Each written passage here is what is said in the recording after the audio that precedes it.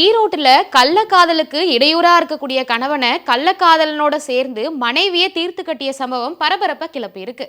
ஈரோடு மாவட்டம் பெருந்துறை பகுதியை சேர்ந்தவங்க ஸ்ரீதர் பரிமளா தம்பதியினர். இவங்க 2 பேருக்கும் திருமணமாகி 10 ஆண்டுகள் ஆன நிலையில பரிமளா சொந்தமா இ-சேவை மையம் ஒன்று வச்சு நடத்திட்டு வராங்க. ஸ்ரீதர் அருகில் இருக்கக்கூடிய ஒரு பரோட்டா கடையில பரோட்டா மாஸ்டரா வேலை பார்த்துட்டு வராரு. இந்த நிலையில ஸ்ரீதருக்கு கார்த்திகேயன் என்பவரோடு நட்பு ஏற்படுது.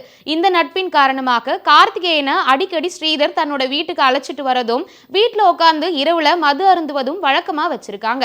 சம்பவம் நடந்த அன்னைக்கு ராத்திரி ஸ்ரீதரும் கார்த்திகேயனும் ஸ்ரீதருடைய வீட்டுல உட்கார்ந்து மது அருந்திட்டு இருக்காங்க. அப்போ ஸ்ரீதருக்கு மது போதை அதிகமாகி மயங்கிய நிலையில கிடந்திருக்காரு. இந்த நேரத்தை பயன்படுத்திக்கிட்ட கார்த்திகேயன் ஸ்ரீதருடைய மனைவி பரிமளாவோட தனிமையில இருந்திருக்காரு. இதை பார்த்து ஆத்திரமடைஞ்சு ஸ்ரீதர் கத்த மது வாங்கி தரதாக கூறி கார்த்திகேயன் ஸ்ரீதரை சமாதானப்படுத்தி அருகில் இருக்கக்கூடிய ஈங்கூர் அப்படின்ற பகுதிக்கு கூட்டிட்டு போய் டி-ஷர்ட்டால கழுத்தை நெரிச்சே கொலை பண்ணியிருக்காரு. ஸ்ரீதரை கொலை செய்த செய்தியை கார்த்திகேயன் பரிமளாவுக்கு தெரிவிக்க சம்பவ இடத்திற்கு வந்த பரிமளா தன்னுடைய கணவன் ஸ்ரீதரின் உடலை ஒரு சாக்கு பையில கட்டி அருகில் இருக்கக்கூடிய புதர்ல தூக்கி போட்டுட்டு 2 பேரும் அங்கிருந்து தப்பி ஓடிடுறாங்க.